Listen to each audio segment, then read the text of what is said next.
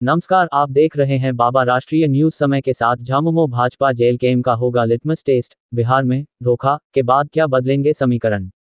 धनबाद। बिहार में धोखा खाने के बाद झामुमो पर पूरे झारखंड की नजर टिकी हुई है। ये बात भी सच है कि घाटशिला उपचुनाव पर झारखंड मुक्ति मोर्चा फिलहाल फोकस करेगा और हर हाल में इस सीट को बड़े मार्जिन से निकालने की कोशिश करेगा। झामुमो, भाजपा और जेल केम ने अपने उम्मीदवारों की घोषणा कर दी है। अब देखना है कि फाइट सीधी होगी या त्रिकोणीय होगी। अगर त्रिकोणीय मुकाबला हुआ तो क्या समीकरण बनेगा, इसको लेकर भी चर्चा तेज है। जेल केम ने 2024 में रामदास मुर्मू पर भरोसा किया था और 2025 के उपचुनाव में भी उन्हीं पर भरोसा किया है। 2024 के विधानसभा चुनाव में रामदास मुर्मू को 8092 वोट मिले थे।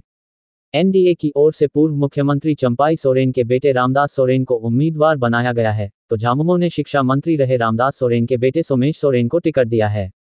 घाटशिला सीट रामदास सोरेन के निधन के बाद खाली हुई है।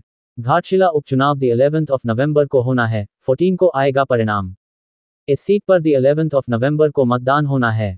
घाटशिला उपचुनाव के बहाने एक बार फिर ये चर्चा शुरू हो गई है कि 2024 के विधानसभा चुनाव में जेल केम ने बोकारो, रामगढ़, गोमिया, धनबाद और गिरिडीह में कई सीटों पर एनडीए का खेल बिगाड़ने में सफल रहा था। बताया जाता है कि जेएलकेएम के उम्मीदवार घाटशिला में एक कोचिंग सेंटर भी चलाते हैं।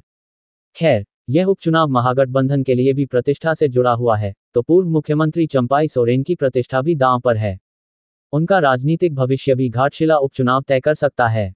भाजपा प्रदेश अध्यक्ष बाबूलाल मरांडी के लिए भी घाटशिला उपचुनाव जीवन और मरण का प्रश्न हो सकता है। 2014 के बाद झारखंड में पहली बार 2018 में उपचुनाव हुए।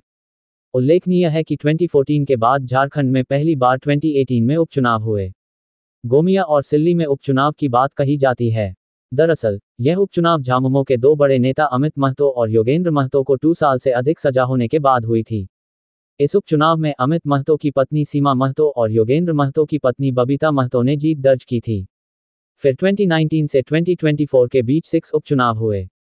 झामुमो ने 3, कांग्रेस ने 2 और आजसू ने 1 सीट पर कब्जा किया। दुमका से बसंत सोरेन ने जीत दर्ज की थी, जबकि मधुपुर से हफीजुल अंसारी और डुमरी से स्वर्गीय जगन्नाथ महतो की पत्नी बेबी देवी ने जीत दर्ज की थी।